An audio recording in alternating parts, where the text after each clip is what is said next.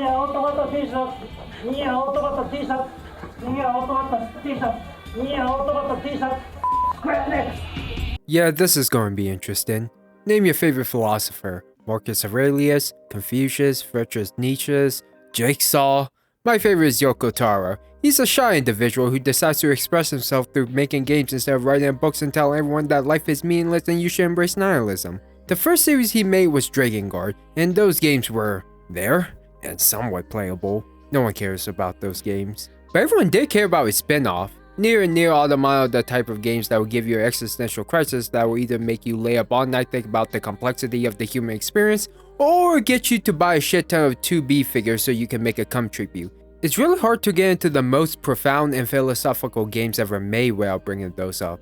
Now I'm here to remind you why these games are one of a kind, just like those other games that changed the industry. And if you're wondering why I decided to talk about both games in this one video instead of making them separate, watch to the very end. It ain't gonna take long. NieR Replicant version 1.224744874139 is a remaster-ish remake of the original game in 2010. I never played that one, but I do know that Japan's main protagonist in that game was the brother, while North America and Europe got the dad. The Japanese like their shoulders, while the people in the West like men who can bench press a truck. Yoko Taro decided that the brother was the superior choice over the dad, so he became the main protagonist in Replicant. As much as I like to see more middle-aged men as the lead role in my JRPGs, the brother was the better fit for this narrative. NieR Gestalt never did that well, passable at best. I remember watching an ancient type of videos people were making back in the day called Let's Plays. With the popularity of live streaming, barely anyone make those anymore. I watched an entire Let's Play of NieR months before Automata came out, and I was blown away with it. The narrative was intriguing, the characters were very memorable, and the series now holds the best soundtrack ever composed. I will die on that hill. Now that I had the chance to play Replicant, I can say that I fucking hate playing this game. But that story and soundtrack was worth it. I even soiled my bed with the tears I've shed. Now let's get into this depressing mess. The game opens with a choir that's already setting the tone for the tragic events ahead. Summer 2053, and the snow in a post-apocalyptic city. This boy is named NieR. I mean, that's not actually his name, but everyone who plays the game calls him that and is accepted by the community. It's like everyone called this elf Zelda until someone told them that his name is actually Link. NieR is taking care of his little sister Yona. She is the main plot point to this game and the only reason why he's still alive. He wants to protect her with his life, so that's put to the test. Monsters attack them as NieR fends them off with a pipe. Overwhelmed, he reaches out for a book, desperate for more power. Able to use magic now, he fights off the monster. And this is where you get a real taste of the combat. There's light, heavy, and different magic attacks. An RPG aspect where you can level up, and that's about it. The main combat system isn't deep at all, and never really evolves. You get new weapons later, but I'll eventually get to that. To try to make up for his lackluster combat, it tries to do different things with how you play the game. For example, changing the camera angle to a Diablo style view so it doesn't look boring, doing challenges that handicaps you, enhancing your spells and weapons, something I never really pay attention to because it's so boring to set up, so I let the game do it for me. Really bad block puzzles. All you have to do is move these out of place cubes a little and boom, it's solved. And lastly, the game isn't just an action JRPG. Enemies shoot shit ton of orbs at you. You can either dodge the glowing balls or slash it. Most would call this a bullet hell. I call this a bukkake. It wasn't until later I learned that you can ignore that aspect of the gameplay. Yeah, this is why I hate playing this game. It gets really tedious and you can't do anything new. I had no desire to even use other spells outside of the main two I use. Especially on repeat playthroughs. It's a bunch of the same stuff, and a lot, and I mean a lot of running. There's more, but I'll get back to it later. You defeat the monsters and hit level 30. You head back to Yona to see if she's alright. Right before she's able to share her cookie with you, she collapses because she touched the book. All she wanted to do was to help you. NieR cries out for help as the camera zoom out. No one is coming.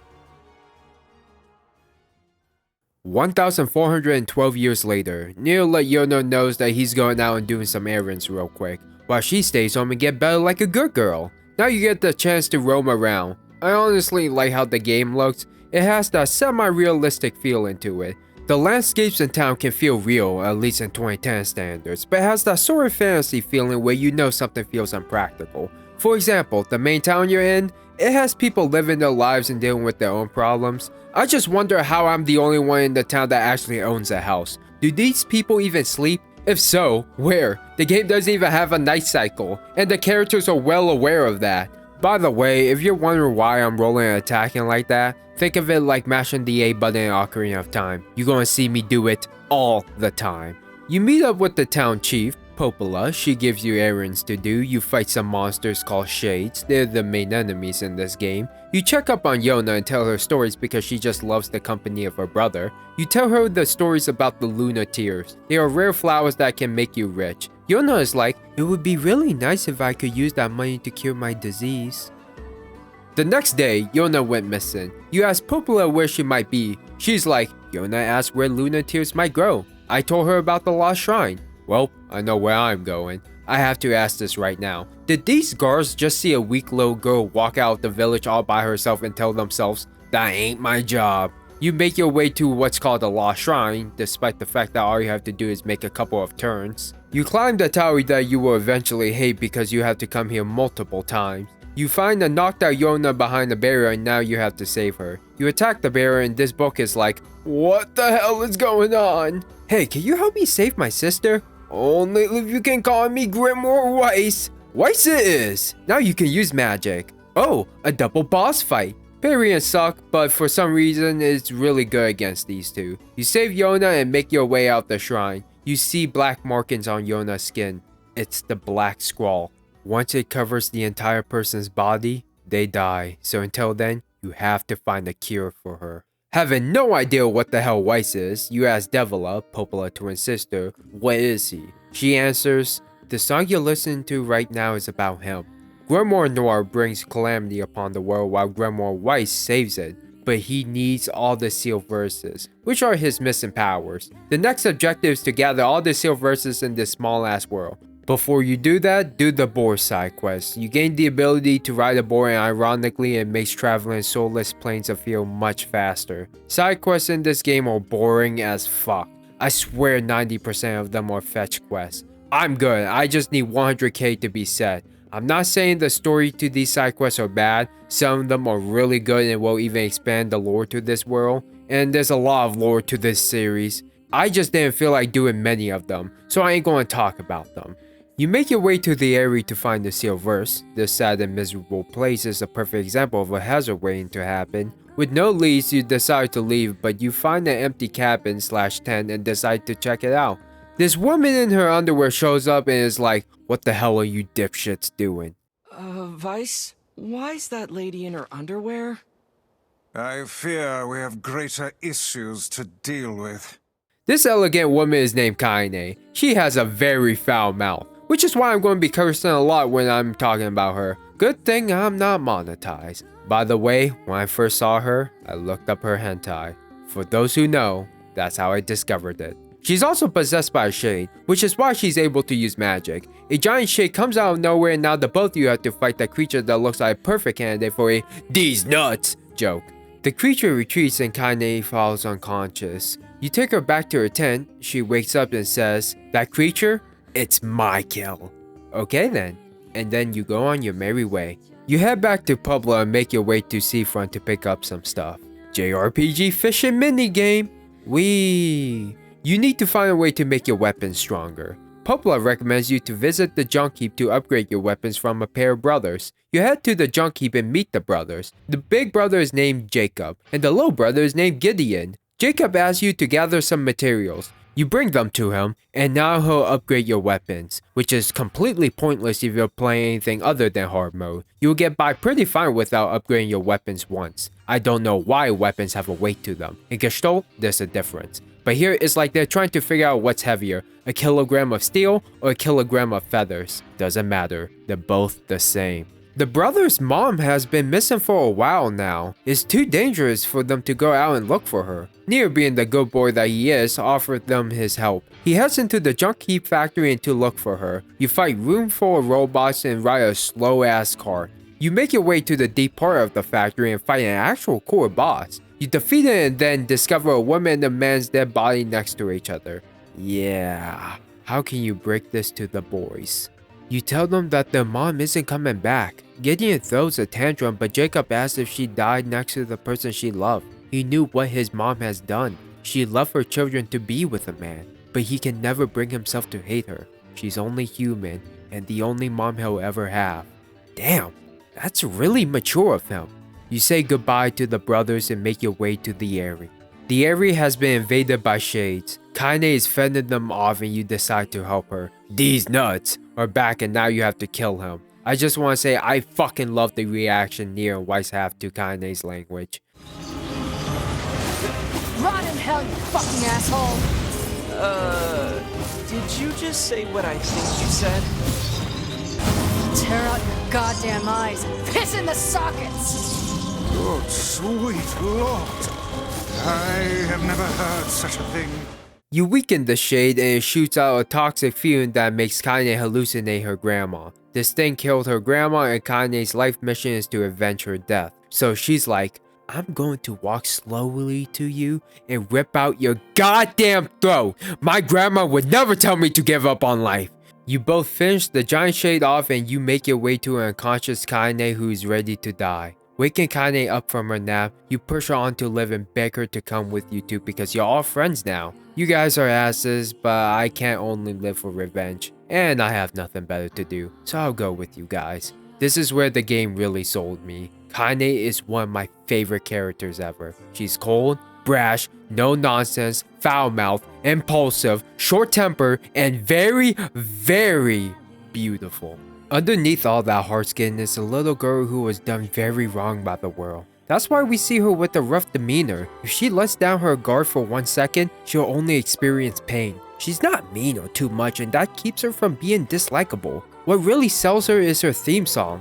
Let me ask you, what is your favorite song of all time? It's a tough question for many people. They just listen to something they're really into at the time and not give it much thought. For me, it's Kaine's Salvation. It's my favorite song of all time and it has been for many years. Yoko Taro wanted his games to be unique, so he wanted a soundtrack that's out of this world. Emmy Evans wrote the Chaos language. It's a mixture of German, Hungarian, Welsh, Japanese, French, and Latin. No matter how much you try to decipher the language, there's no universal interpretation. And that's what makes it so beautiful. To me, Kaine's Salvation is a song about someone who's lost and trying to find peace within themselves, and eventually finding people who loves them and are their beacon of hope. To you, this song probably means burning down an orphanage and stealing money from special ed kids. I think you're an idiot, but I can't call you wrong.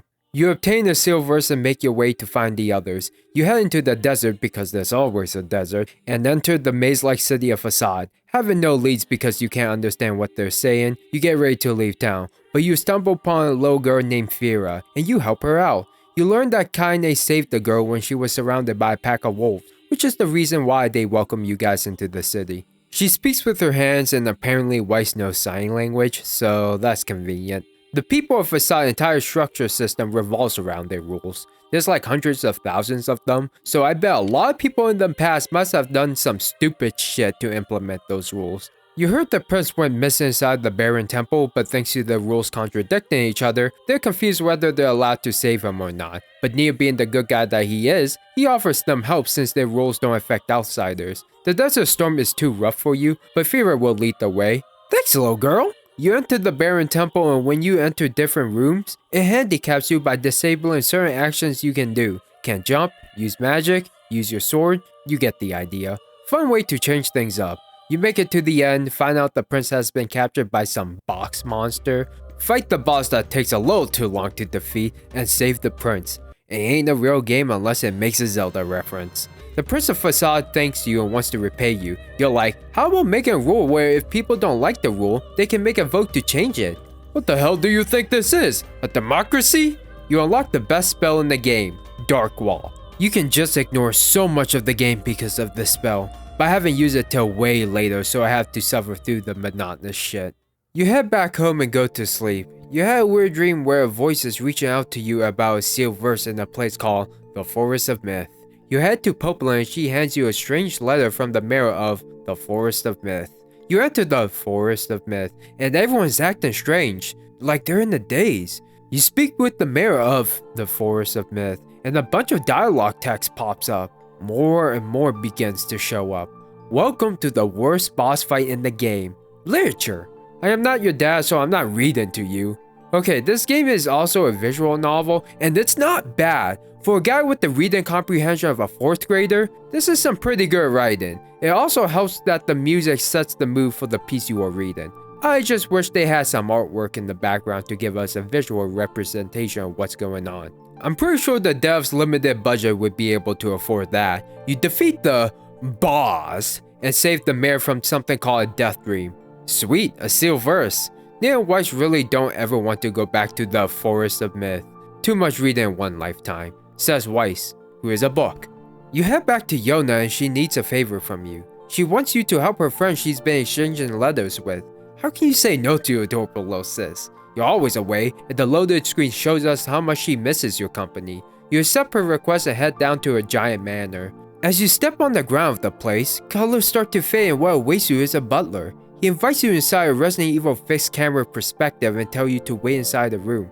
Kane fucks off and decides to take a nap.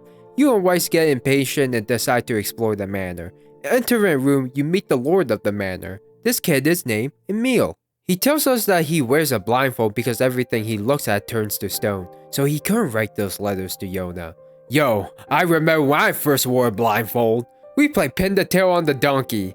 The butler was the one who sent those letters. He asked for NieR's help, but Yona replied instead. He wanted you to help cure Emil's condition. The cure is in the library, but he can't get it because it's overrun by shades. NieR, being the sweet boy that he is, agreed to help. Emil joins you and he's overpowered as fuck. He just one-shot enemies. Maybe he should stay blind. You make your way to the library and try to look for the cure, but this evil book wants to act like a college text and ruin your day. You normally chase the book around and then Kane comes in.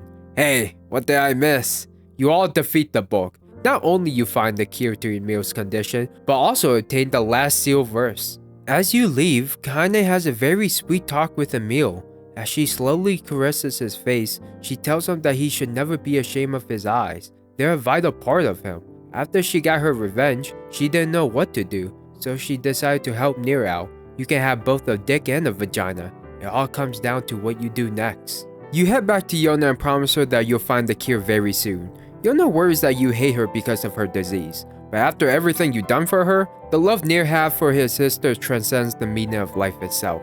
I just wish I had someone like that in my life. Instead, they steal my Gatorade and use my room to smoke pot. You're gathering some ingredients for Popola. As you do that, Emil collapses at the gate of the village. The gate guards are still like, "This ain't my business." You took him to Popola to see what's wrong. Shades are coming.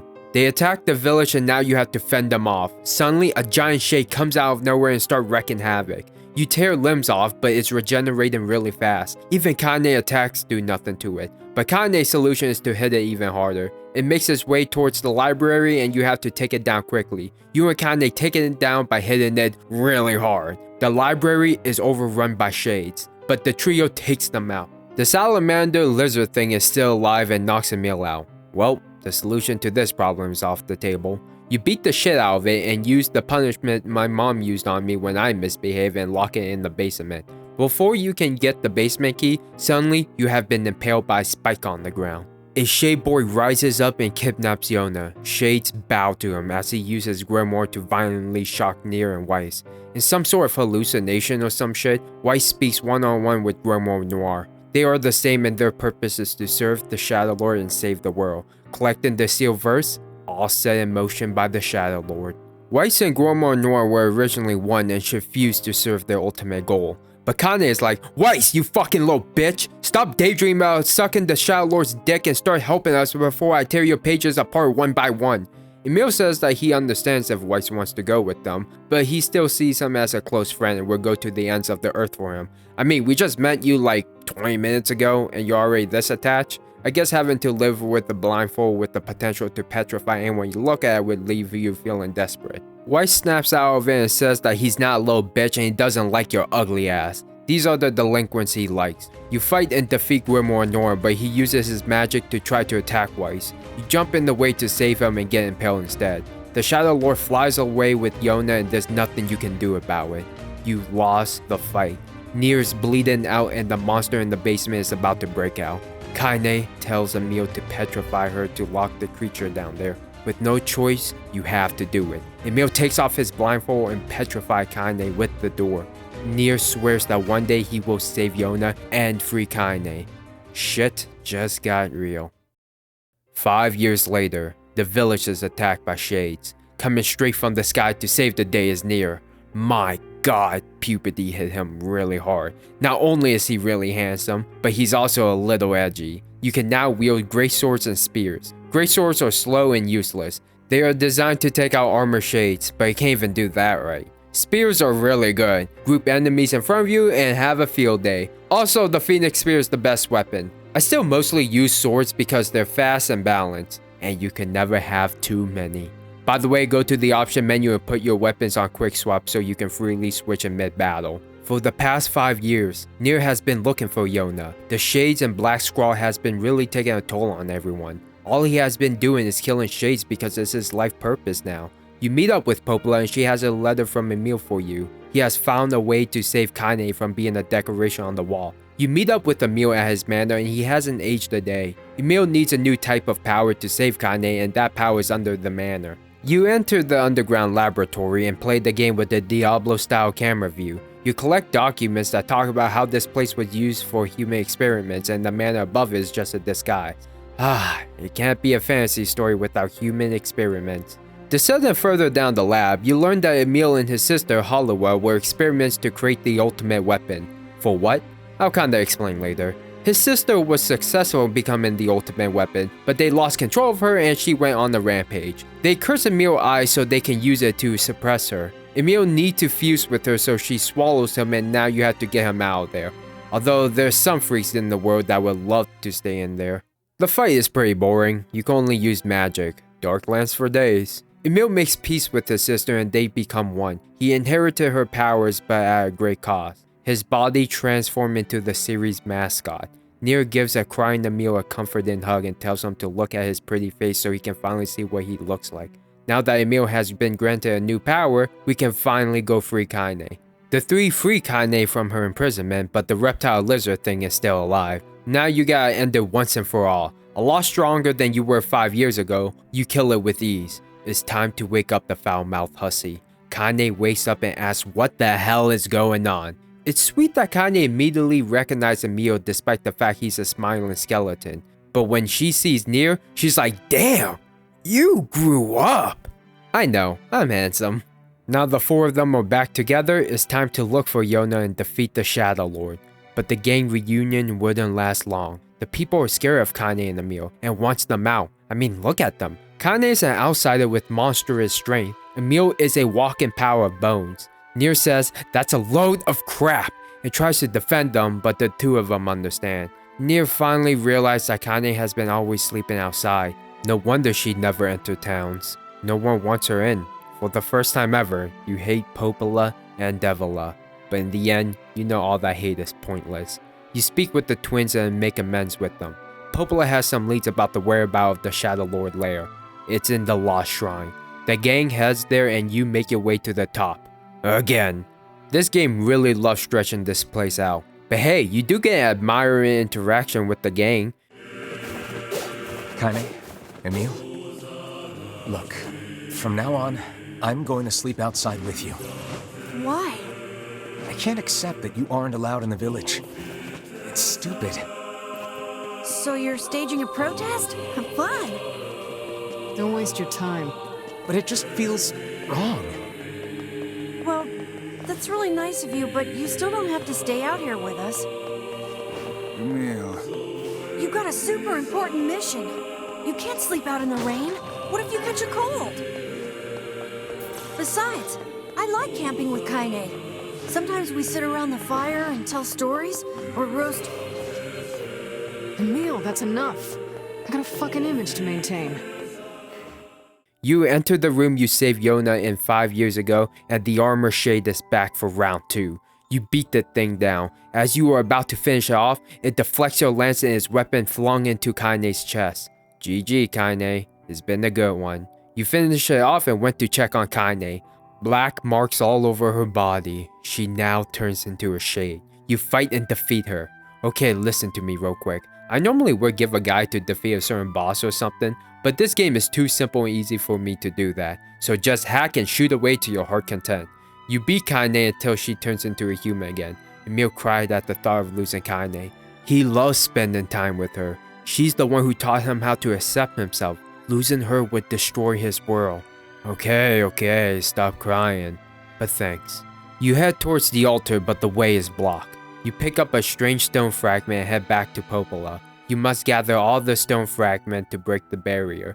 The keys are located in these areas, but they are very cryptic. But we all know where they are because this game has a small ass map. But we must follow its structure. The Stone Guardian, the boss we just murdered, laws of robotics, the junk heap, sacrifice, the Airy, Loyal Sybaris, the desert, the memory tree, the forest of myth, jail cell, my uncle's basement. I decide to head towards the forest of myth since that's the easiest and fastest. You speak with the tree god or some shit in the forest of myth and you have to fight literature. Yeah, both NieR and Weiss are really not enjoying themselves. You learn that shades can actually talk, but NieR doesn't care, he just wants to kill them. You obtain the key fragment and go on your merry way. Fuck the forest of myth. Now go to the junk heap. 4 years ago, the brothers were exploring the junk heap. Gideon wants to be a little punk and play around the dangerous area. He screws up and is about to get crushed, but Jacob pushes him out the way but gets flattened instead. Just like a kid, he sees a robot, blames it because it's the first thing he sees. You see the single brother and ask how he's doing. Oh, nothing much. My brother is dead, and I just really hate robots. Okay, have you seen any giant shades? No, but I have seen some robots that deserves to be decommissioned. Sorry for bothering you. You head back to Popola and she hands you a letter from the mayor of the area. The people of the area were once recluse, now welcomes the outside world with open arms. We are willing to talk about the key you are looking for. Just come here for a fun visit. Trust me bro, everything will be fine. You make your way to the area and everyone are still doomers. Surprise, surprise, it's a trap. Shades and humans are ambushing you. You fight them off and make your way to Kaine who's fighting a girl. Kaine claims that the girl is a shade and cuts her down. Her brother defends her, but she turns into a shade and cuts Kaine down. GG again, Kaine. A giant eyeball tentacle monster thing appears and now both you and Emil have to take it down. By the way, at this point, I just count NieR and Weiss as one character. NieR and Emil charges up their strongest attack to take it down, but Emil went overboard and started to lose control of his power. He wiped the area off the map. Emil is understandably sad about it, but NieR and Kaine are like, that sucks. Let's move forward and never look back. He gained! You head back home from a great massacre and you got a letter in the mail. Gideon has a request for you. He wants you to avenge his brother for him. A shade and the robot are working together, so that works out for the both of them. The gang heads to the deepest part of the junk heap and encounters the shade with his robot. The boss fight is actually really cool. First phase is boring and basic, but the second phase is really engaging. You have to snipe them out the air and dodge a shit ton of debris. You kill the both of them and Gideon comes in ecstatic as fuck that you killed the robot. You would think it would make NieR reflect on his hate towards Shades, but he's like, gets crazy. Let's go back to doing some crazy shit. Key gain!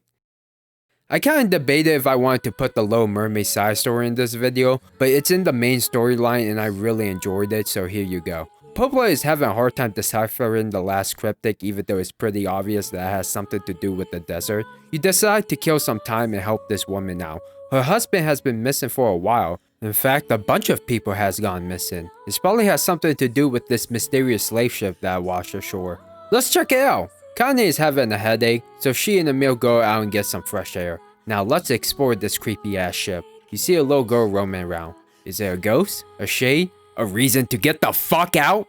I don't know. Let's keep exploring. You fall through the ground and find the missing townspeople, but the thing is, they are the dead. You reunite with the others and head into the boss room and find a little girl. She is a shade, but the town's postman's been looking after her. He even asked Kaine, how do you deal with the women's time of the month? Good, forget I asked. The shade starts attacking and now you have to make your way out of the ship. Now the group has to fight this spectacular boss. She is the biggest shade in the game with the most unique design. She is mostly monster, but the core of her is still human. You beat it down, but it's obviously not over yet. When I say she's big, I mean, she's a Goliath. All you can do is dodge and shoot her. Kaine takes the postman hostage. The giant is distracted, so this is the best time to strike. Everyone charges up and rushes the thing. You and Kaine even slice it into chunks, but it puts itself back together and regenerates. Even Emil, the ultimate weapon, is scared. It charges an attack of its own and you can't stop it. It takes all of you out and all you can do is sit there as it charges its next one. But the postman is here to save the day. She reaches her hand out like she's inviting him, but he smacks it with a 2x4 saying that they can never be together. He couldn't believe that he had been taking care of a monster. You muster up the last of your strength and aim for its core. The monster takes one last look at the world before it disintegrates. Well, that's been taken care of. Dead people, time killed, and most importantly, a monster waifu that some weird ass people would get off to. Now on to the next key. Popola still can't figure it out. Can someone give her the geography of the world? There is a pattern. You receive a letter from the Prince of Facade, who is now king. He's getting married and he wants his friends to attend his wedding. Sweet. You head your way to meet the king. He's like, "What's up, guys? This bachelor party is going to be sick." So who's the lucky lady? It's Fira. You all get some rest before the big day. You speak with Emil and he's really excited. He even said that he wished he could be Fira. NieR's like, "You'll find a wonderful bride someday." Oh yeah, a bride. Definitely a bride and not a dude at all. I didn't make it subtle, but it is confirmed that Emil is gay. I would make a butt sex joke, but he's underage, even in his spooky scary skeleton form. Wedding day is here, and everyone is having a great time. Suddenly, an injured soldier warns us about the wolves. A shaped wolf comes out of nowhere and yeeted Fira. I swear these wolves have absurd hurt boxes. I can't even hit them for shit. You drive off the wolves. The prince is holding a dying Fira. She grew up poor and unable to speak. Just when happiness was about to enter her life, it was taken right in front of her. She was happy that someone loved her enough to marry her. Fira took her last breath. The king is rightfully furious and wants to wage war against the wolf, but he's acting irrational. He's preparing for the fight. The wolf have caused the people much suffering and it's time to end them. The gang offers him their help. As you get ready to leave, the city soldiers stop you, but really, they want to join the fight against the wolves and avenge the queen. You all engage with an all-out attack against the wolves. I mean, you're the only one who's putting all the work in, but let's give the other guys some credit for being fodder. The king decides to end the war between the people of Assad and the wolves once and for all. He impales the pack leader, killing it. Key gain. The king mourns at Fira grave as you leave to save Yona. Popola and Devila wish you luck as you make your way towards the Shadow Lord's lair. The gang is ready. NieR, good boy turns bad boy. That probably turns on some girls out there. Grimoire Weiss, see? Even books can kill you. Kaine, will tear your dick off when you sleep. Emil, tragedy turns into profit. You break the barrier and make your way through a peaceful garden. As you make it to the other side, what awaits you is Popola and Devila. They implore you to turn back, but you refuse. Now you have to fight the people who were like parents to you. Don't know what's going on, they use magic on you, copy White's powers that originally came from them, which logically they just took their powers back and are able to use the sealed verses. If you want more answers, you have to go further. You enter a ballroom and fight some shades. Eventually, these little balls shade starts to overwhelm you. They gather up and turn into an immortal boar. No matter how much you knock it down, it gets back up and releases toxic fumes. You all have to run. You're locked in a room with it, but the king and his soldiers comes in to save you guys. They open a way for you, but they intend to sacrifice themselves for you to succeed. You know they can't handle it on their own, but Kaine bitch slaps you and tells you to keep going. You all proceed. Popola and Devila are waiting for you. They drop some disturbing revelations. The humans 1,000 years ago were on the brink of extinction, and the only way to save them was conducting Project Gestalt. Popola and Devila are androids made to observe the project to make sure that the true humans get back into their original bodies. Everyone, including you, are shells called replicants. The shades you've been killing, those are the souls of the true humans. Listen, I promise that I will explain more on this later. You fight the sisters and strike down Devila. Popola is upset to see her sister like this. Devla is confused by the fact that they have no soul, yet they are still able to cry, telling her she loves her. NieR is like, I just cut down your sister, so can we stop this already? Popola is very furious and now you have to cut her down. There's no stopping. She loses control of all her powers and Emil create a bubble shield to get us the fuck out of here. But she's like, you assholes aren't leaving. Emil decides to sacrifice himself as he sends his friends off. He's scared and he wants to see them again, but he has to do this. He takes himself out with Popola, and all that remains is his staff. It cuts to NieR and Kaine escaping. NieR is upset about Emil's death. Kaine, who has no way to express herself, gets up and beats the shit out of him. With no word exchanged, they both know they have to keep going. You enter the Shadow Lord's room. The choir is set in the tone. This is the end. Yona is right there. The orchestra plays as the Shadow Lord rises from the ground. This is it. You fight Grimoire Noir first. Take him out and now you have to fight the Shadow Lord. He will spam Dark Lance and use movesets he retained from the 2010 version of the game. Lower his health and Yona will stop the fight. You reach out for her but she ignores you. She tells the Shadow Lord that the girl inside of her loves her brother as much as she does. It's unfair that will be taken away from her. Before the soul leaves the body, she tells him that she loves him as her soul disintegrates into the sky. The Shadow Lord lashes out. He doesn't care about anything anymore. You push Weiss to his limits. He can't do this anymore, so he wants to end this with the last hurrah. He tells you that he grew attached to the name Weiss. He sacrificed himself to seal the Shadow Lord as you gotta hit him 3 times. You land the finishing blow. You rush to Yona. She is still asleep. Weiss somehow can still communicate with you. He tells you to call out for her and regain her memory. Yona wakes up. The two of you are back together. Kaine doesn't belong here. NieR offers her to stay with them, but she declines. So she heads off to do her own thing. NieR and Yona stared into the bright sky as they did in their younger days. The Shadow Lord gets to finally be with his Yona. Good ending, but I'm pretty sure you have a lot of questions. What happened 1400 years ago? What's the deal with Kaine and her shade? Who is the Shadow Lord? Well, that's what I'm going to explain to you in playthrough B. If you know NieR, there's multiple routes that either reveal many new things or waste your time by doing the same thing. Good thing I'm one of those shut-ins who have nothing better things to do.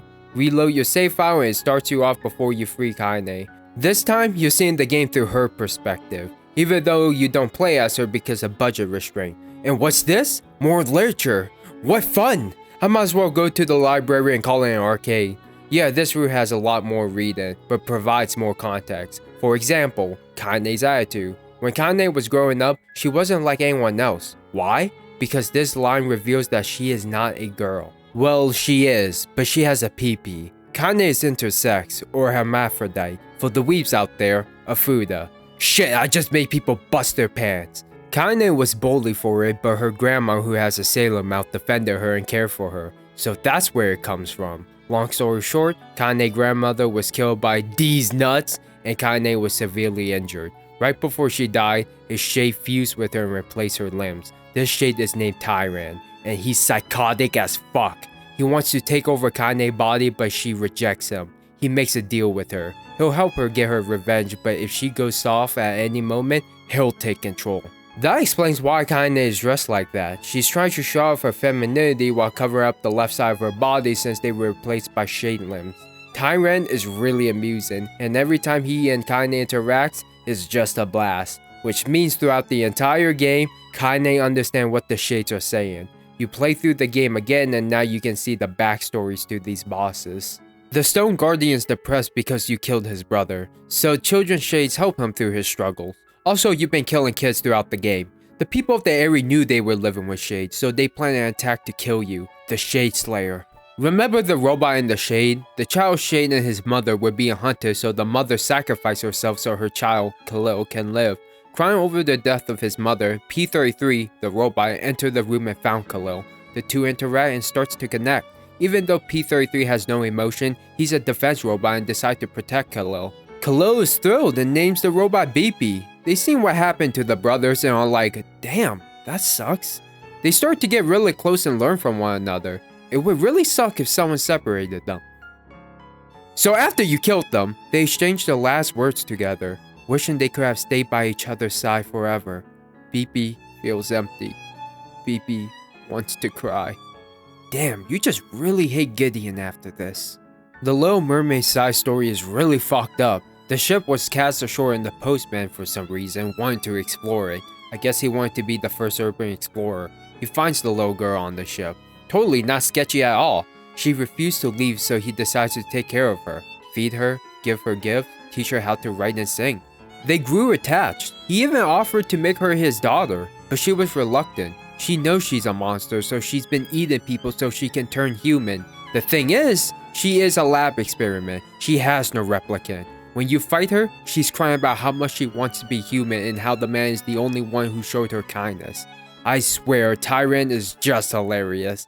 To think it could recover from such a grievous wound. Ordinary attacks aren't gonna do shit against this thing. Hey, the guy from before's collapsed on the beach. That shade's got some kind of hard-on for it. We should take him hostage. Shut your yap. I'm not in the business of using my blades on people. Fine then. I guess we'll all just sit around a campfire and sing songs until we get murdered. God damn it. She wants to be with him, but it can never work out. You deal the finishing blow and she looks out at the sea one final time, wondering why she has such a hideous body in such a beautiful world. She leaves one final message for the postman. It says, "Thank you." The desert was once a forest, but shit happened and became nothing but sand, which explains why there are wolves in the desert. The pack leader wants to make peace with the people of Facade, but they are wolves, so communication isn't on the table. Before the wedding, the soldiers hunted down the pack and wipe out their children. The leader is furious. They planned their attack. After the invasion, they know the humans are coming for them, so they make their last stand. The king strikes the leader down, as his last memory is the human he befriended long ago, hoping that coexisting can happen again. Yeah, this game can really make characters you thought were in the right dislikable. It's time to save Yona. Before that, we gotta dump some lore. So what the fuck is Project Gestalt? Well, it all starts with the event of Drakengard End in E. I'm not going to explain that game. The hero with his dragon were fighting the final boss and they were transported to modern day Tokyo. They defeated the giant, they were blown up by fighter jets. The deaths caused a pandemic that was called the White Chlorination Syndrome, which was spread by Maso, an extra-dimensional particle. If you were infected, you turn into a legion. You would worship and serve an elder realm god who wishes destruction upon humanity. To save humanity, Project Gestalt was initiated. Thanks to studying otherworld magic, they managed to separate soul and body and wait for the White Chlorination to be purged. Yeah, I wouldn't blame you if you think this is all a joke. A lot of Project Gestalt was going wrong, and for some reason NieR is the only person who can stop shades from relapsing. What is a relapse? Is when the shade is losing sentience and start attacking replicants. Before that, the black skulls affect the replicant, signifying that the relapse process has begun. Project Gestalt was at a high risk of failing once replicants start gaining sentience, and the only one who can save the humans is the Shadow Lord. Who is he? If you haven't figured it out yet, he's you. Specifically, he's the boy you play as in the beginning. He has the same goal as you. He wants to save his sister. What really sells this character is his theme named Shadow Lord. My second favorite final boss theme, next to One Wing Angel. I'm going to let you know this right now. I know nothing about instruments and music theory. I just listen to music and enjoy them. You enter the Shadow Lord's chamber, as the choir is signifying that this is the end. The camera pans to the Shadow Lord as the orchestra starts playing, letting everyone know that the Messiah has come. The music gets intense as the final battle begins. It's both desperate and somewhat sorrowful near the end of the track. Yona wakes up, and I'm going to let the cutscenes play. If you already played the game, feel free to skip them until you can hear my voice again.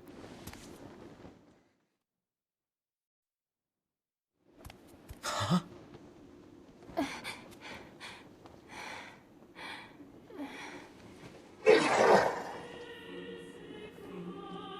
Please, just stop.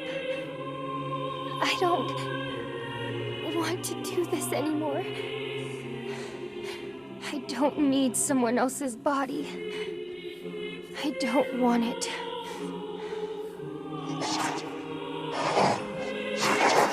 There's another girl inside this body. I can hear her. She won't stop crying. She says she wants to see her brother. Yona's been possessed?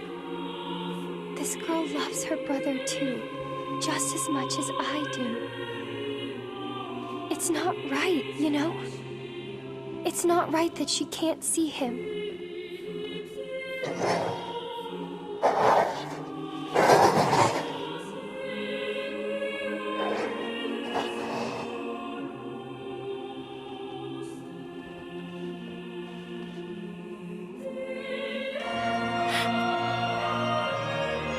It's you, isn't it?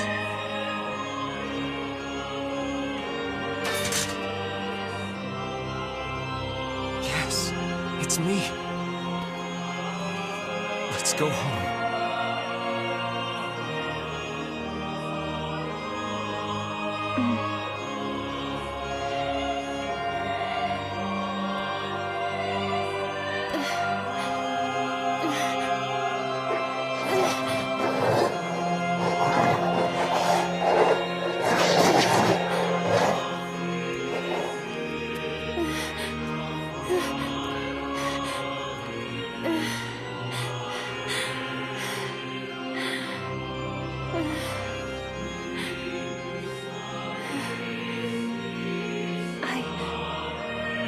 I'm really sorry. I don't know what to. I'm so very sorry. No matter what. Just know that I love you.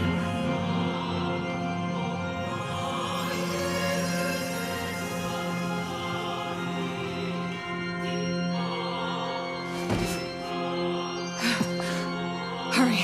The shade that possessed her is gone.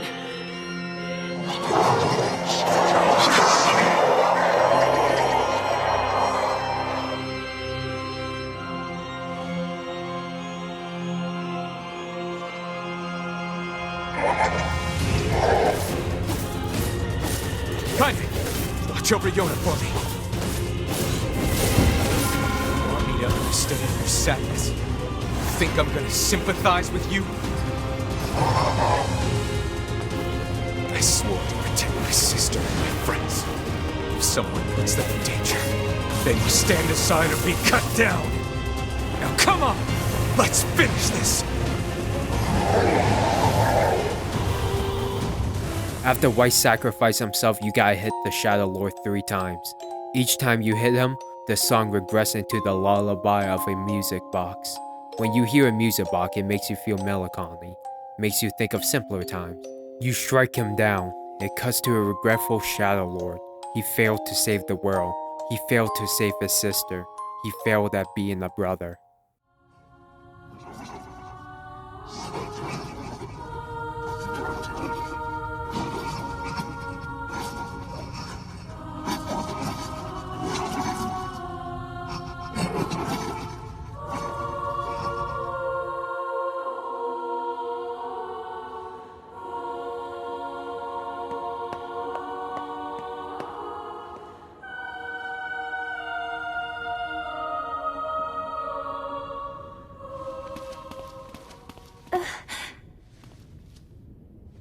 Here, you can have this cookie. Don't worry about it, Yona. I'm already full. This again? That's what you said yesterday. You haven't been eating anything lately.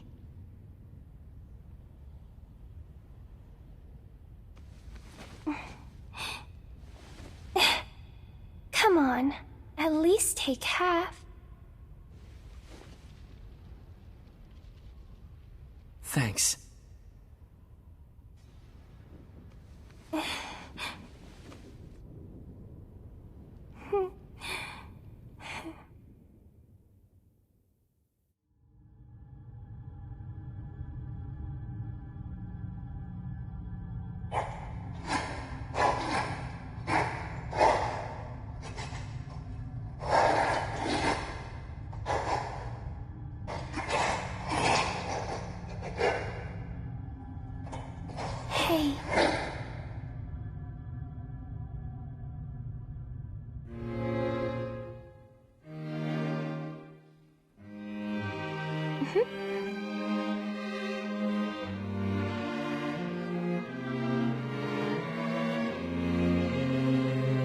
Thanks for always being there for me. Oh, here. I brought your hat. Thanks, Yona.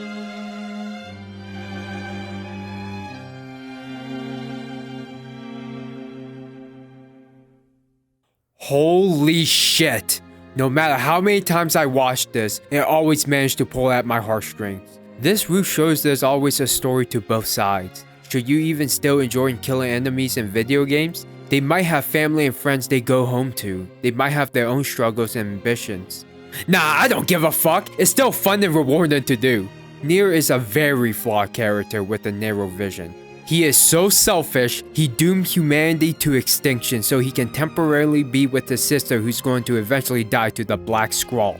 But ironically, it makes him very human. People make irrational decisions when emotions get involved. It can't be helped, but it's his love for the people he's close to that keeps him going. And that's only amplified in Ending D. Oh, by the way, Emil survives. Now he's off to Automata. So this game really wants you to get invested. So to unlock the other endings, you have to collect all 33 weapons. It's boring, so just do side quests and get paid for it. Think of it like mowing other people's lawn for pocket change. Sadly, you still have to play the game again. There's some extra content, but I don't give enough shit. You defeat the Shadow Lord and Kaine is losing control of her shade. She goes berserk. You can magically hear Tyrant now, and the only way to save her is to end her misery. Yeah, this fight can be really challenging since you can't use magic anymore, so no more Dark Wall cheese. You defeat her and Tyrant lets you know there are two options. You can kill her and set her free, or turn her back into a human in exchange for your life. Why is Tyrant helping you? Well, he says that he developed the same feeling you have for Kaine. He always was with her, shared her pain and sadness. In the end, she was the only one who understood his fucked up existence. Ending C is when you put Kaine out of her misery and set her free. You plunge your sword into her chest and give her a kiss. NieR doesn't know he just kissed someone who has a dick, but he's probably into that stuff anyway. Yeah, basic ending, nothing too special. Now Ending D is one of my favorite endings of all time. No game before it has the balls to do what NieR did. You decide to sacrifice your existence for Kaine, but it's not a simple done and good ending. No, you have to sacrifice your save files. The game repeatedly asks you if you are sure you want to do this. Yes, I do. You watch all the progress you made disappear one by one. Lastly, all your save files. This is a one-way street. Kaine wakes up all better now. Yona thanks Kaine for saving her, but she's confused. Like she's missing something. It's like being unable to remember that very special thing that changed you. As the credit rolls, you notice that even your name is wiped out. Yeah, that was NieR Replicant, and we're not done yet. It's time to speedrun this shit. Time to wake Kaine up. Oh shit, what's this? Yup, this is Rowdy. This wasn't in the original, so once you delete your save file, that's it. Kaine wakes up. She still feels like she's forgetting something really important and that bothers her, despite the fact that was 3 years ago. After the downfall of the Shadow Lord, the shades just run rampant. Kaine just kills for stress relief. You get to finally play as her. I don't feel right playing as her because I'm used to her with 2 swords, but she's still fun to play and I prefer her over NieR. She can't use magic anymore because Tyrant isn't inside of her, but she has some pretty neat sword skill. By the way, I missed out on some extra content and just rushed the main story. You kill some shades and save a man from them. He was heading to the Forest of Myth because the village lost contact with them. You offer to go check it out for him instead. You head to the Forest of Myth. As soon as you get there, the resident of the Forest of Myth has been killed. You head to the Great Tree and robots are exiting from it. Okay, this is strange. You enter the tree. As you go deeper, you start to see metals and cables everywhere. You enter the room and meet these robot children things. I don't know what's the deal with these guys, but they make copies of you and now you have to fight them. Kaine is disappointed with how weak they are, but they are meant to overwhelm you with numbers and tire you out. Emil comes in to save you and for some reason he became Goro for Mortal Kombat. They dodged the question to why he has 4 arms now. But hey, it's pretty cool. Emil breaks the barrier and now you enter this white space. If you played Automata, this all looks very familiar. This place is basically the world's memory data and recollects everyone's memories, including yours. You hear his voice, but they can't recall who it is. You get transported into cyberspace. The loading screen changes and so did your UI. This is straight up Automata. You fight data of past enemies and you eventually fight these nuts. I'm sick of that name, so I'm gonna call him Ligma. Kaine doesn't have any range attacks, so she get blasted. She can't handle this anymore. But a familiar voice wakes her up. It's Weiss! He's disappointed that she forgot about her most cherished companion. Weiss joins the fight and now the mission is to bring him back and lick my balls! You know two people are great friends if the only way for them to exchange gratitude is by acknowledging that being formal isn't the way to go. It's by being an asshole towards each other while still showing respect. Kaine and Weiss lands the finishing blow as she finally remembers her purpose. Shut up, shut up, shut up! I already made up my mind. Nobody tells me what to do. I swore I would be a sword. I swore that I would be your sword. Do you hear me? So I am going to get you back, and I don't care what it takes. Who the fuck do you think you are to just up and disappear like that, huh? I'm the one who gets to decide what my life means to me. It's my life, and I'll do whatever I want with it. So quit wasting time like a brainless fuckwit and get your ass back here now!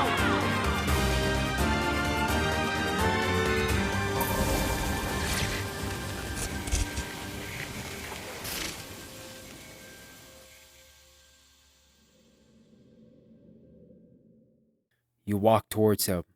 Do you wish to bring him back? All you have to do is recall his name. Weiss says his goodbyes as the final cutscene plays. The lunar tear blossoms, knowing that they doomed the world.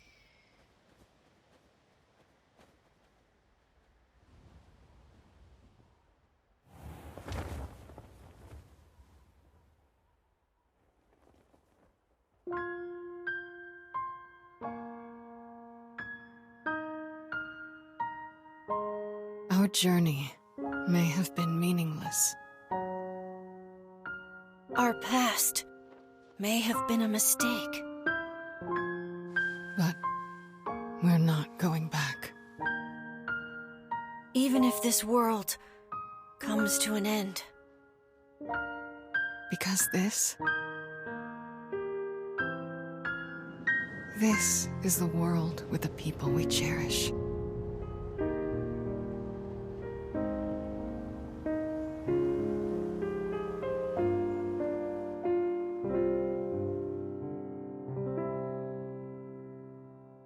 That was NieR Replicant. I fucking hated the gameplay, but it makes up for it with its amazing story and characters. There's a lot of pacing issues, but it still manages to rip your heart out.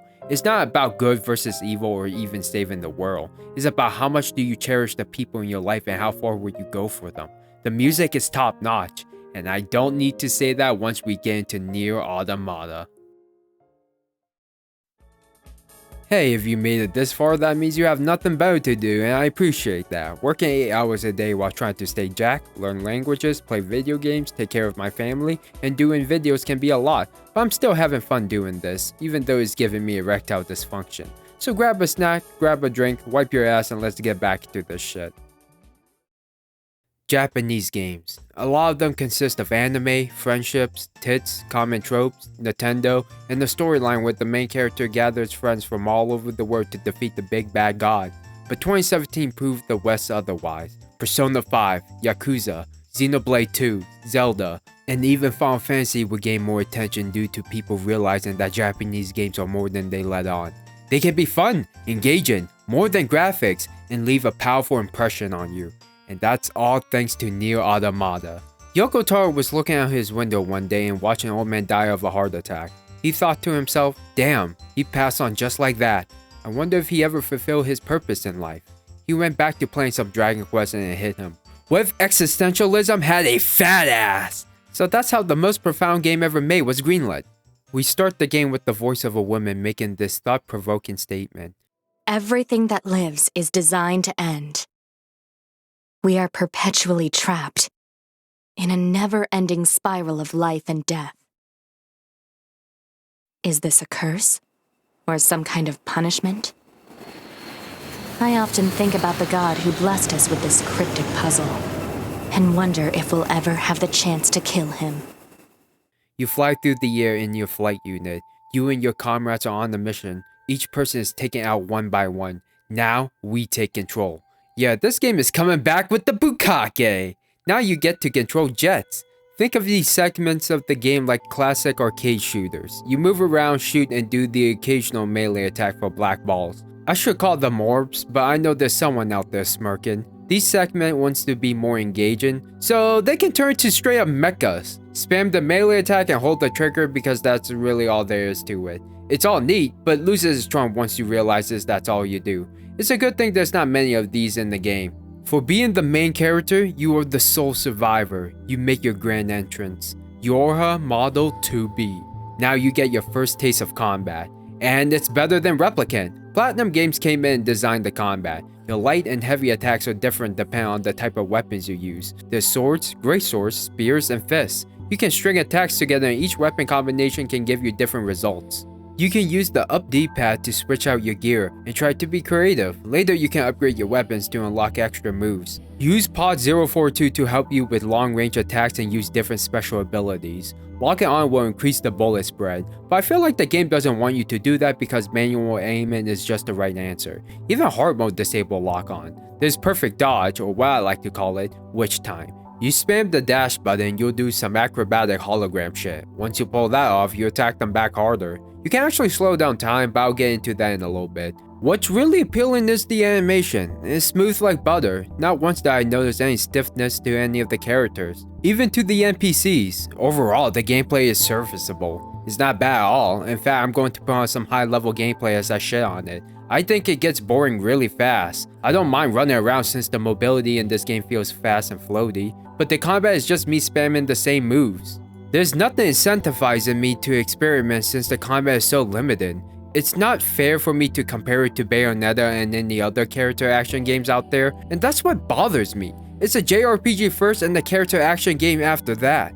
What I like about character action games is that they are creative and let the players express themselves. They're like fighting games, and if you know me, I love them. Maybe if they remove the RPG aspect and turn to a subgenre like what the God of War games do, I will honestly give it a pass. But NieR Automata doesn't have that freestyle I'm looking for. You've been saved by missiles and it pushed back the giant power saw. Who's this? It's Yorha Unit 9S. It took me years to realize that he's not a Shoda. He's been assigned to help out with the squad, but as you know, the others have been scrapped. As you make your way through the factory, you get to hear real-time dialogue between the character and it's always great to hear. 9S tries to befriend 2B, but she is a businesswoman who wants to get her job done, so she rejects his attempt. I feel you, 9S. I don't talk to real-life women because they hate me. I wonder why. You and 9S fight the Goliath. It shoots missiles at you, but 9S stops it, redirects it, and takes a direct hit for you. The Goliath shuts down and now you gotta climb it and save him. Damn, he looks screwed up. Ah shit, now the both of you are screwed. They pull out their black box, which is basically their consciousness, and said, GG's. You and 9S respawn at the bunker, but here's the thing. He uploaded your data, but he didn't have time to upload his. So the 9S you see right now, it isn't the same one you died with. Which makes you think, if you had no memories of the past, are you really you? Let's not get into that existential stuff right now. That will eventually come. Thousands of years ago, aliens invaded Earth and pushed back the humans. They took refuge on the moon and made an android army called Yorha. They are meant to defeat the machine lifeform that were created by the aliens and take back Earth so the humans can inhabit it again. All units program under a motto: glory to mankind. You're probably asking yourself, why are they dressed like that? I mean, high heels are impractical when doing anything athletic. You know the story of Adam and Eve and how they're created under the image of God? Well, to the androids, humans are the gods and are created under their image. What do humans value? Sex. Which is why many people bought this game because of how attractive 2B ass is. What about the girls? I guess they like cute, innocent, smart boys. 9S fit that description. Okay, but what about their blindfolds? They use it to see their HUD. Yeah, your settings, all that stuff is canon. They can actually see the menus. Even dying is canon. You can customize your plugin chip and it will change how you will play the game. Longer melee attacks, witch time, invincibility, and some extra shit I never discovered. I let the game auto-equip things for me. They gave me too much stuff to actually care for. When you die, you will lose them and you have to find your body to regain them. I don't like the mechanic, but I do think it's cool how they tie it to world building.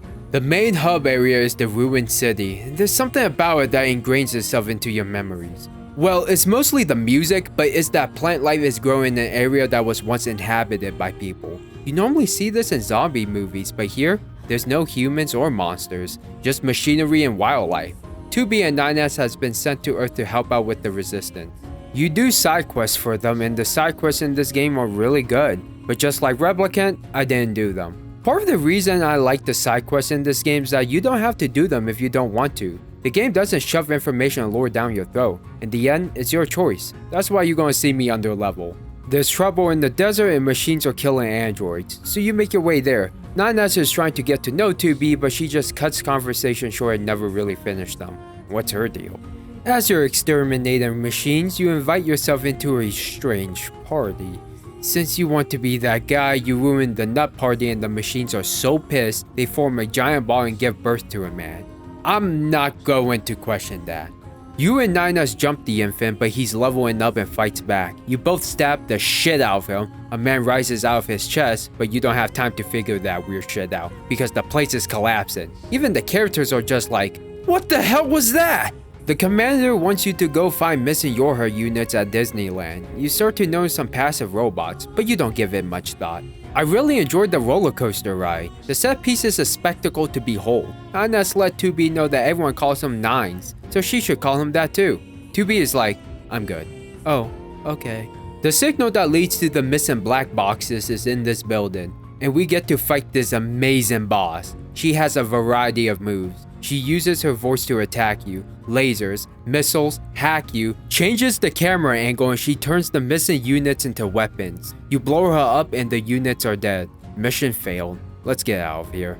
A machine speaks with you guys and said, Yo, thanks for getting rid of that bitch. Come to our village.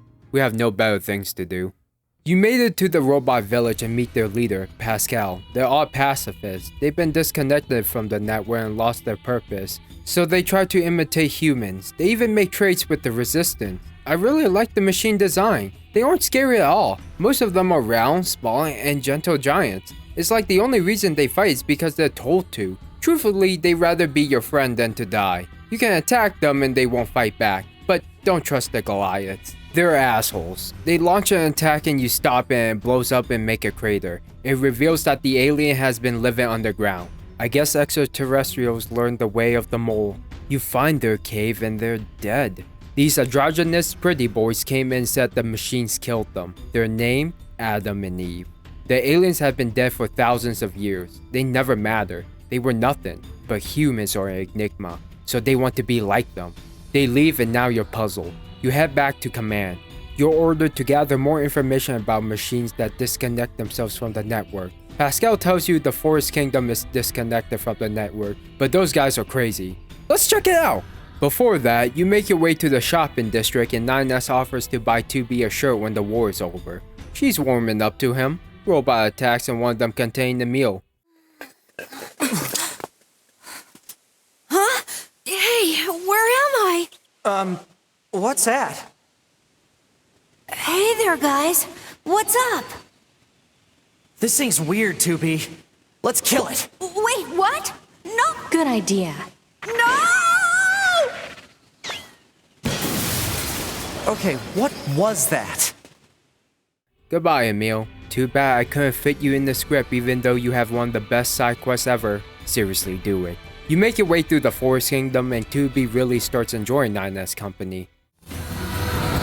Watch out for hostile enemies, 2B. Roger that, 9... Huh? Wait, what did you just say? Roger that, 9S. Wait, no, that's not what you said. You said 9s. Or at least something close to. Cut the chatter and engage the enemy. You make your way to the top of the castle to meet their king, but it's just a baby. Suddenly you watch a baby get down there by an android. Former Yorha Unit A2. You're commanded to exterminate her. She dashes around but fights just like you. She retreats and tells you that Yorha is a lie. You are told why she betrays Yorha is confidential. Oh well. You are requested to pick up cargo at the shoreline, but the carrier ship is being attacked by machines. Not just any machines, a giant ancient fish machine thing. Is there a merman? You try attacking the weak spots, but it's barely doing anything. 9S has an idea and shoots a giant missile into its mouth. It blows up and everything away with it. But hey, you're the main character. You wake up on the shore completely fine and dry. 9S has been missing for hours and now you gotta look for him. You need a scanning device to help you track him down, so you ask Popola and Devila for help. You track down an underground city made of white and waiting there is Adam. Since there's no humans for him to get off to, he kidnaps 9S and angers 2B so he can experience human hate and anger since androids are the closest thing to them. He puts his life on the edge and disconnects himself from the network. Now you gotta kill him. He's easy to dodge, but holy crap! Be careful of his projectiles! You penetrate him, and if he had a dick, he would legit bust over his pants right now. You take 9S back to the bunker and wait for him to recover. Let's kill some time and help Pascal deal with some robot cult. Machines wants to be gods, huh? The thought of AI in the real world is already terrifying. So let's see what Eve is doing. He seems pissed about the death of his brother. The resistance camp is overrun by zombie machines. It looks like everything is going to hell. Look at the sky! Is it a bird? Is it my dad? No, it's 9S coming in like a kamikaze pilot. The final boss is Eve, and he attacks like a child, which makes sense, he was born not that long ago. He's easy to dodge until he starts regenerating and you lose the ability to use your melee attacks. 2B finished him off with a clean stab through the head. It's all over. But 9S is corrupted by the logic virus when he hacked into Eve when he disconnected from the network. He can't upload his data or else he'll infect the bunker, which means the 9S we know now will die. Which makes you think, you are you because of your experience and memories. If you forget that ever happened, and there's no person or sign proof that ever happened, did it happen? Can you remember anything from 10 years ago on March 5th at 3:28 PM? If not, can you say that was really you? Back to the story. 2B chokes 9S out, and there's some people out there that wish they could trade spots with him. 2B is upset but notices the robot heads are sending some kind of message, and it turns out that 9S transferred his data into the machines before he got infected. Everything worked out in the end. 2B monologues to herself. Machines somewhat gain consciousness, but I'm still going to kill them. That was NieR Automata, and you know there's more. Even Square Enix is telling you to play more. But most people will only stop here and say the game was alright. Nothing special. Me? I want to see it through to the end.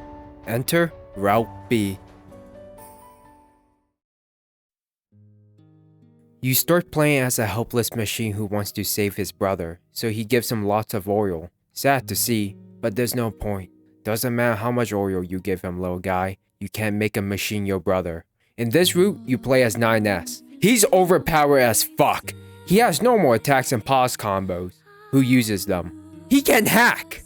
You can play an arcade-style minigame and it changes levels depending on how strong the enemies are. If you succeed, it does a lot of damage and it has an AoE blast. I honestly have more fun with this than I do with the main combat. And yes, it's my answer to every single problem. This route is mostly the same as the first one with some changes, but I'll talk about some of them. That crazy robot bitch, her name is Simone, and she was obsessed with a man. So she studied the meaning of beauty and broke parts of her body just to attain jewelry, devouring androids to become beautiful, but the man never looks her way. She eventually went insane.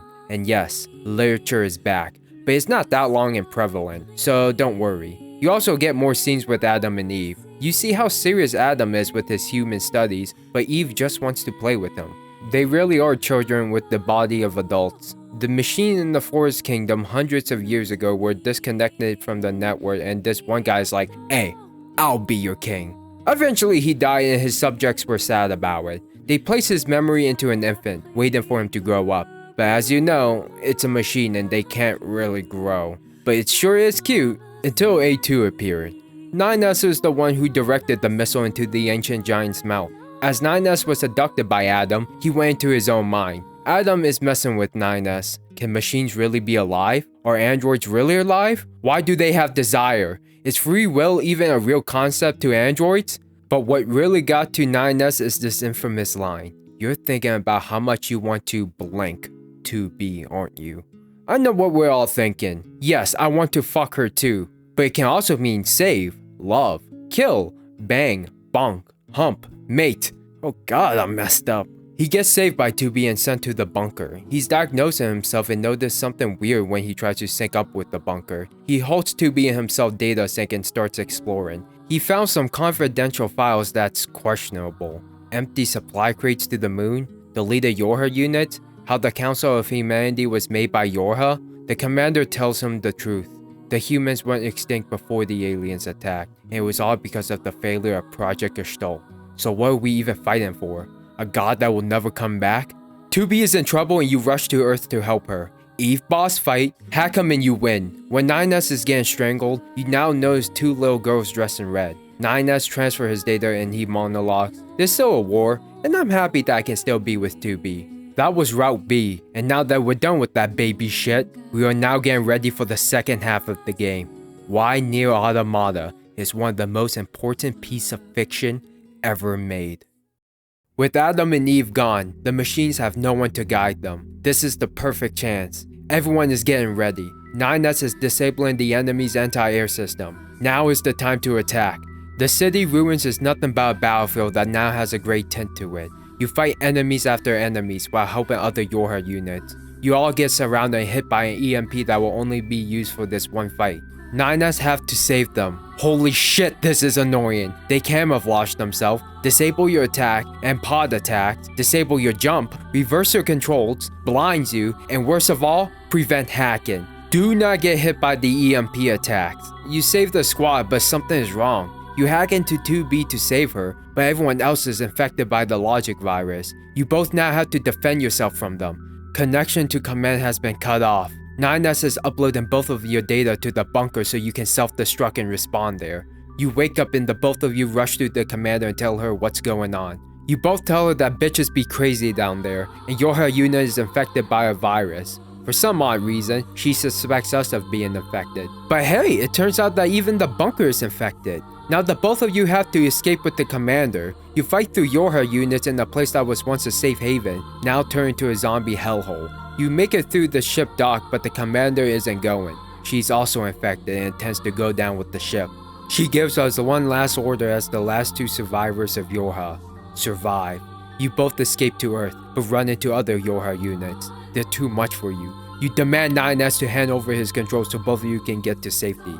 He did, but she only wanted 9S to get out of there while she distracts the Yorha units. You crash and land onto the ground. 2B is also infected by the logic virus. You have to get to a place where you can die alone and not spread the virus. Not being able to attack back, losing your basic abilities. A badass character we've been playing as throughout the entire game is now helpless and is about to meet her end. Permanently. Backed up into a corner, A2 comes in and saves 2B. This is the end. All of 2B's memories are in her sword. 2B's final request? Take care of the future.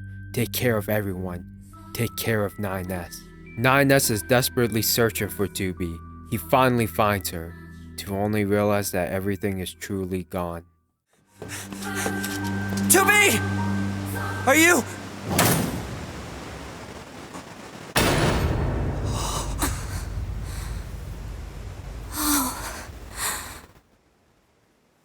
Night. Oh no! 2B. No!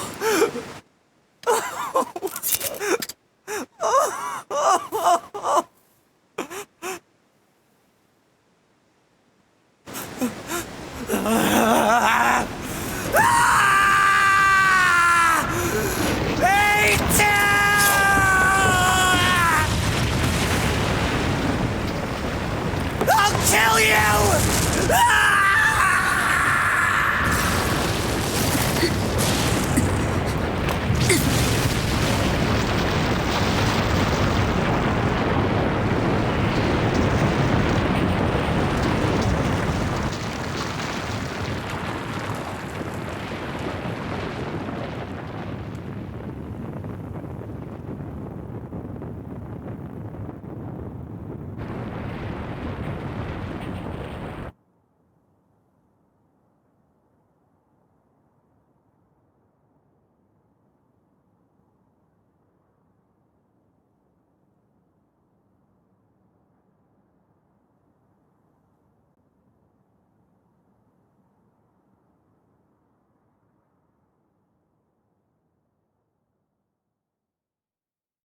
Yeah, that was a lot, and I pity people who stopped playing the game after getting ended A.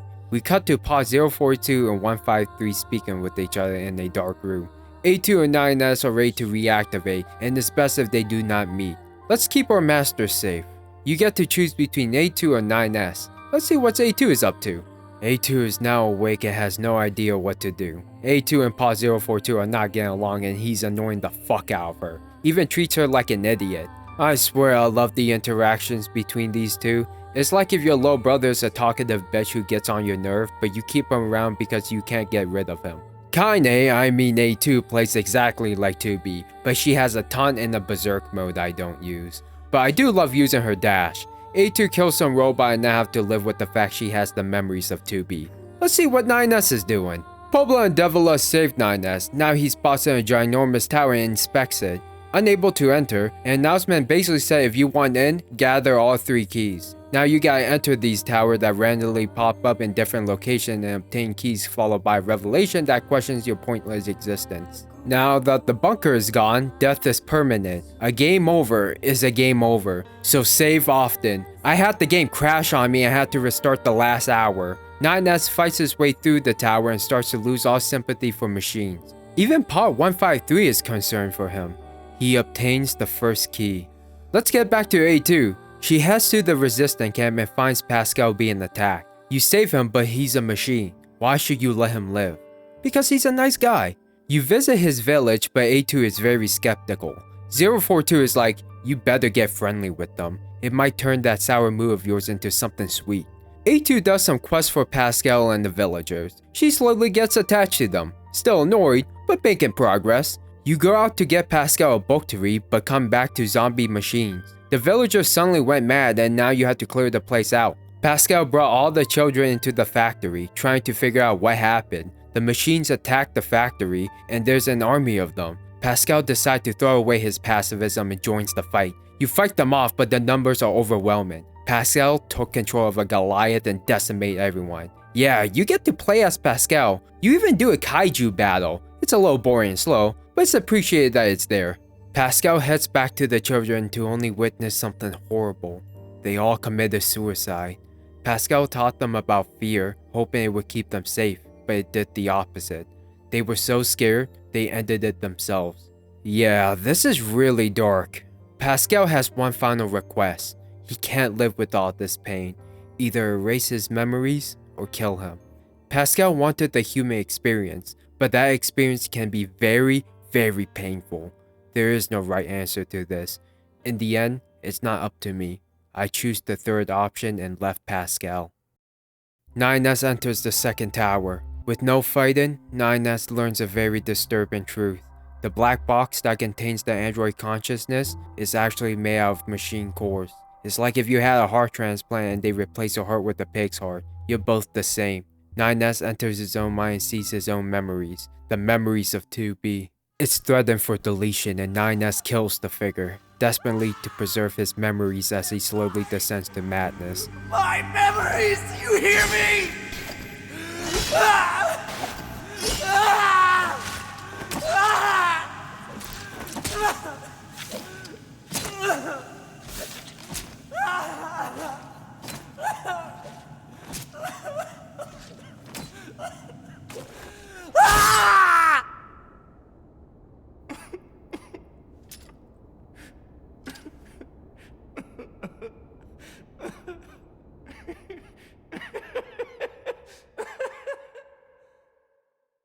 Second key obtained. Now for the last key. 9S climbs the last tower as A2 make her way towards it because she has no idea what's going on. 9S makes his way to the top and finds his old operator. A2 comes in and put the bitch out of her misery. 9S still hates A2 for killing 2B, but natural disasters are out to get him. Both of the pods are becoming sentient and discuss the topic about free will and protecting their masters. The idea of a floating trash can starting to become aware is something I look forward to.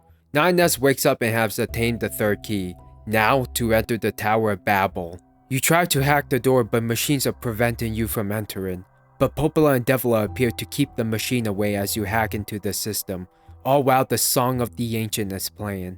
Popola and Devila sacrifice themselves to make sure 9S makes it in.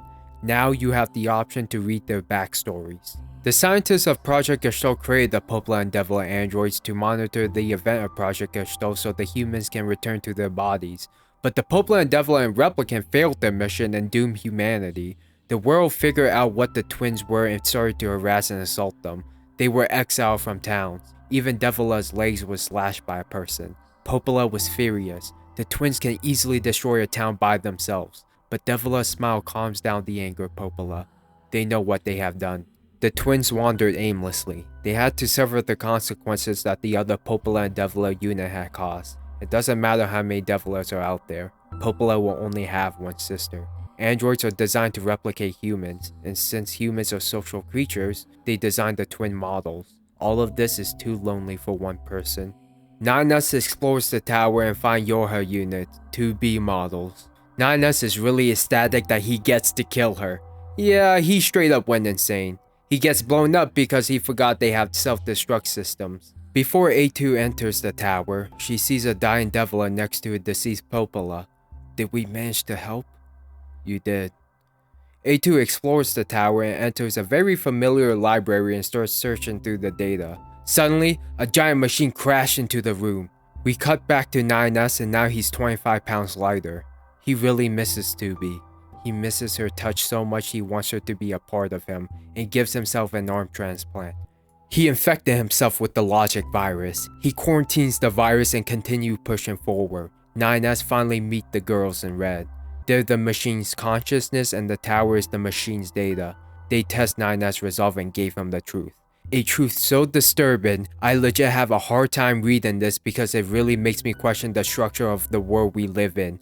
Project Yorha is all a lie. The bunker was designed to be overrun by machines and older models get thrown away as newer one comes in and fight the never-ending war. The cycle continues so the premise of purpose can still exist. This really fucked up NieR. It fucked me up. You fight flight units and take one for yourself to reach to the top of the tower. A2 is fighting the machine and it eventually retreats. You use the elevator and you are sent to cyberspace. You meet the red girls and fight them, but they keep duplicating, and that's how you beat them. You let them multiply and they eventually fight among themselves because they disagree with themselves about some shit. Now, you can make your way to the top. Okay, listen up. This end segment is so goddamn good, it ingrains itself into my memories ever since I first played it. I even forgave the combat. I didn't even use hacking when I played through this again to not break the pace. A2 rides the elevator as she fights Koshi with her ground combat and transitions you to playing as NieR fighting Roshi with air combat. As you both get closer to the top, it switches you back and forward as the chaotic two will eventually meet up. This song is appropriately called Bipolar Nightmare. They both make it to the top. Now they have to work together to get rid of the fuse machine. As his health keeps dropping, it forces you to switch between A2 and NieR. They both finish it off, but it's not over. The tower is an arc cannon that is aimed at the moon to destroy the human data, but what's the point? They were all meant to be thrown away. Look at A2, she was the sole survivor in her squad. Everyone's expendable. A2 reveals the sad truth about 2B. Her real name was 2E, an executioner unit. She killed NieR over and over again to keep him from eventually finding out the truth. It caused her so much pain. That's why she tried to keep her distance from him. It's hard to not like the guy. NieR's sole purpose now is to kill A2. Shut up! Shut up! What do you know? You don't know anything at all about us! Proposal. Cease combat. Fighting her at this point would be Pod irrational 153. I order you to halt all logical thought and speech. This order shall remain in effect until you confirm the death of either myself or Unit A2.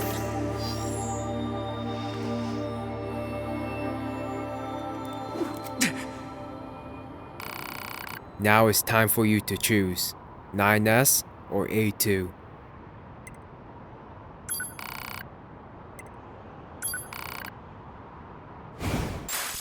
NieR will use everything he have. He will hack you and disable your abilities. A2 will use everything she have. She will slow you down and attack you with a full-on assault. Just attack him relentlessly until all NieR wanted was to be loved. Why did they program androids too? A2 cut off his arm and hacked into him. A2 hesitates to finish off 9S. He takes that opportunity to stab her. A2 enters his head. She's going to remove the logic virus from him. A2 finally warms up to 042 and tells him that he wasn't that bad. She tells 042 to take 9S away. This is the end for her. She reaches her hand out towards the sky. She's finally going to meet her friends again. How beautiful this world is. I'm coming, everyone. I'm coming.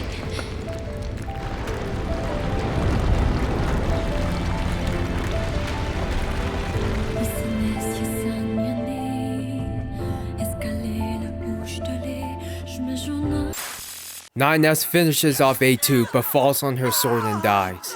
It's painful to watch.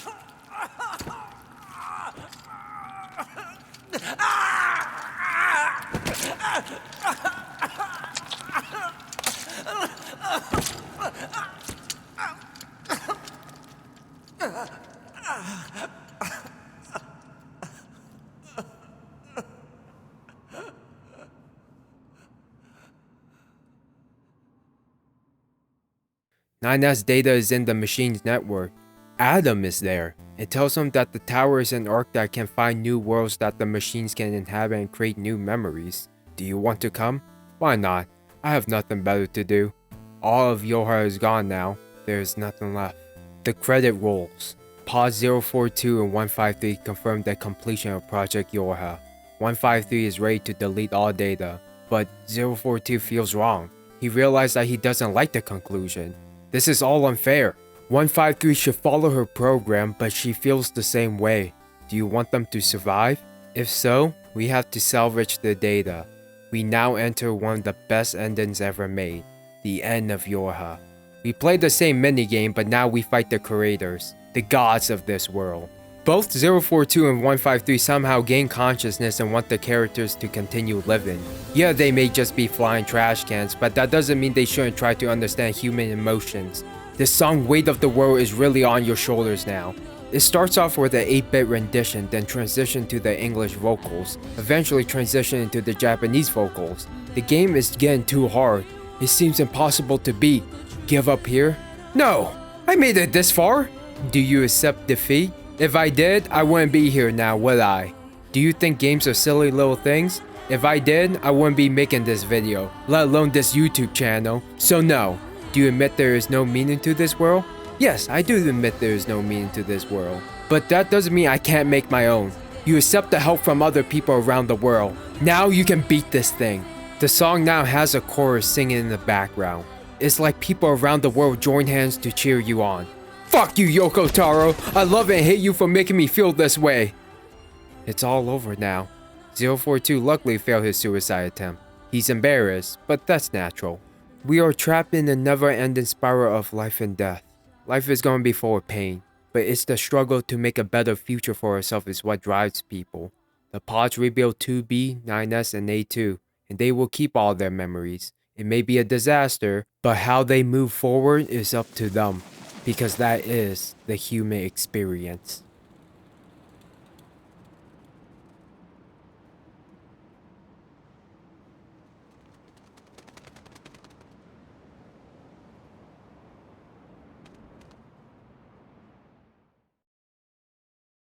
That was NieR Automata, and it's a really important piece of media. The West changed how they look at Japanese games. Complex characters, topics that makes people feel uncomfortable but have to tackle, and a soundtrack that reminds me why I love video game music.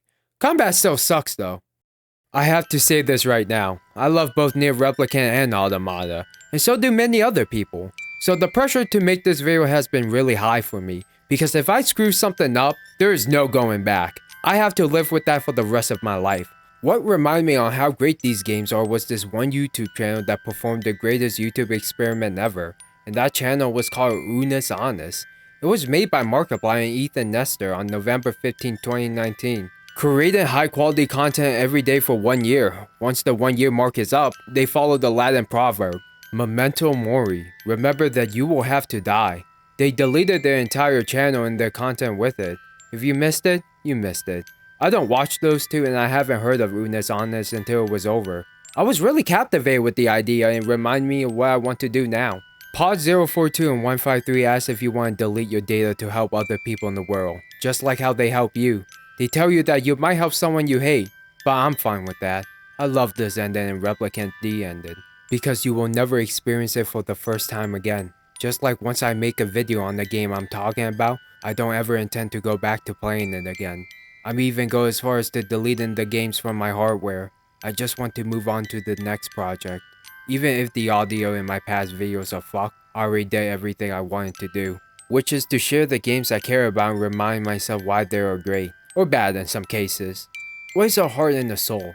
If I have to pick two characters that perfectly embody those words, it's Kaine and 9S. Kaine is the heart, the love, finding people we deeply care about and continue living for them. 9S is the soul, the reason, finding purpose in our existence and doing things that make us happy or fulfilled. Two things that makes a complex human mind simple to understand. And I think it's perfect that soulless bodies and androids want to replicate what we all take for granted. I'm going to die one day and be forgotten within time, but I'm going to enjoy my life before I meet my end. That's why I can say, till next time.